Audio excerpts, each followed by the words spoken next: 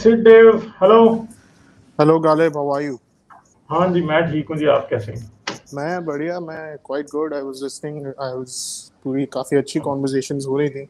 अभी तो मैं मायामी फ्लोरिडा आया हुआ हूँ, तो अच्छा कल कल मैं फ्लॉयड मेवेदर और लोगन पॉल का बॉक्सिंग मैच भी देखने वाला हूँ। अच्छा अच्छा अच्छा अच्छा। फ्लॉयड, तो या अच्छा। तो लोगन पॉल लोगन बहुत पॉल को फ्लॉयड मैवेदर ने कैसे एक्सेप्ट कर बहुत लिया इसका चैनल? पैसे हैं।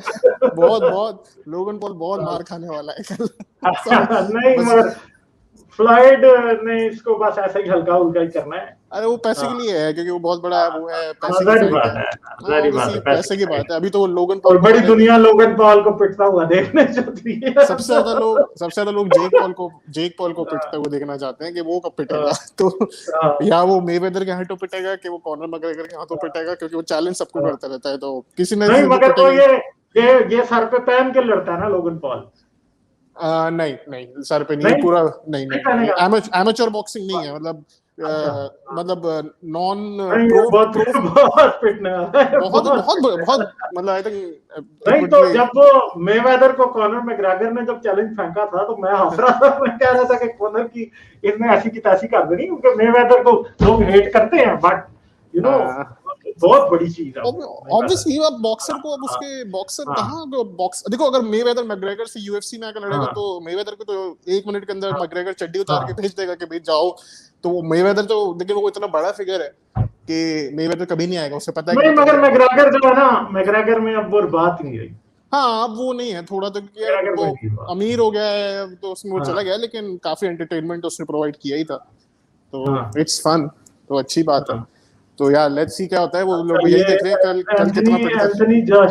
एंथनी जोशुआ कौन है मुझे नहीं पता इसका, मगर वो मैं कहता हूँ कि वाकई माइक टायसन को लोग कहते हैं most dangerous man in the world, तो मैं इस बात को मानता हूँ, क्योंकि माइक वाकई टाइसन तो लेजेंडरी माइक होता टायसन जो है ना वो तो बहुत है। हाँ बहुत नहीं, वो जबरदस्त होता बट आई गेट अमित से मैं कहूंगा टाइसन फ्यूरी और एंथनी जोशुआ की भी होपफुली फाइट होगी थोड़े टाइम है। में, तो I will watch that. But returning to the main topic, आपने जो आपकी पहले थोड़ी देर पहले बात चल रही थी कि वो बंदा जो आया था बोल रहा था कि कुरान के अंदर जो मिस्टेक है कि वर्जिन मैरी को आई थिंक एरन की सिस्टर बताया हुआ है, आई हाँ, गेस। आयरन के सिस्टम हाँ, बताया। तो और एक्चुअल में जो मिथोलॉजी एटलीस्ट उसमें एरन की एक एक्चुअल सिस्टर थी जिसका नाम भी हाँ, मरियम। मैरी था, तो इसका रीजन ये है कि ये बेसिकली, और आपने काफी अच्छी तरह से एक्सप्लेन किया था, उसका रीजन ये है कि बेसिकली जो कुरान है, ये लोकल जो स्टोरीज चल रही थी उसके ऊपर डिराइव्ड है।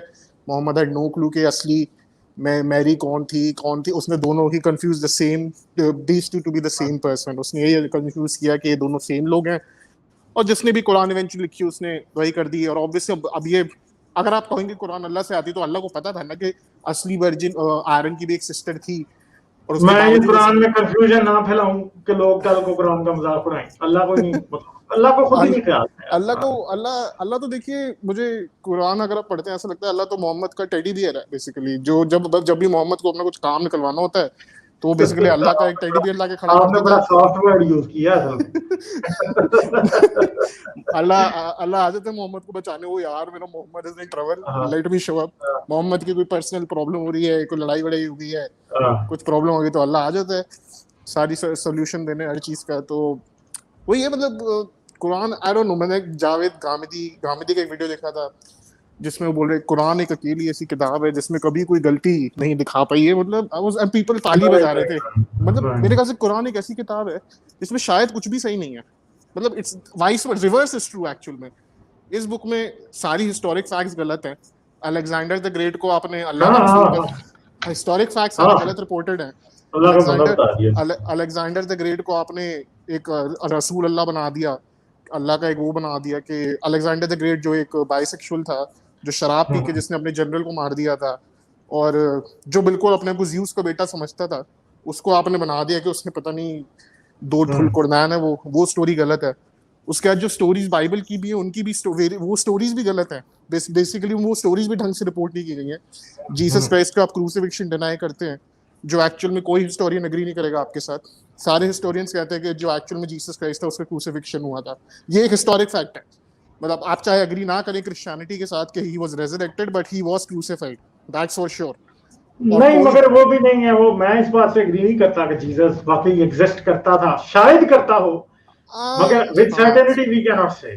आई मीन मतलब मैंने जितने बार टर्मर और उनके वीडियोस देखे हैं, बिकॉज कोई भी चीज अगर एक स्टार्ट हो रही है उसका एक मेरे हिसाब से एक रीजन होना चाहिए। एक अचानक ही रिलीजन स्टार्ट हो रहा है और एक आइडियोलॉजी स्टार्ट हो रही है, there must be something that was happening. मुझे लगता है कि, और आप अगर उस टाइम की सिचुएशन भी देखेंगे, काफी सारे ज्यूज अपने आप को, क्योंकि ज्यूज के ऊपर रोमन्स रूल कर रहे थे, काफी सारे हाँ, जूश, वेटिंग फॉर मसाया, हाँ वो, तो इस तरह के काफी सारे इंडिविजुअल्स अपने आप को क्लेम करते रहते। तो हो सकता है कि एक इंडिविजुअल ऐसा रहा हो जिसको जब ज्यादा वो प्रॉब्लम क्रिएट करने लगा उसको एग्जीक्यूट कर दिया, और उसने बेसिकली एक अपोकलिप्टिक टाइप का मसाया जो कह रहा हो कि दुनिया खत्म होने वाली है, एंड इवेंचुअली वो क्रिश्चियनिटी बन गई। Because her generation of Christians जो आज तक 2000 साल से जी रहे हैं, उन्होंने हमेशा बिलीव किया हम आखिरी जनरेशन है और वो आने वाला है। तो बेसिकली मुझे लगता है ये बेसिकली एक अपोकलिप्टिक एक वो था एक्सपेक्टेशन, जो इवेंचुअली वो नहीं आए क्योंकि ही वाज एग्जीक्यूटेड।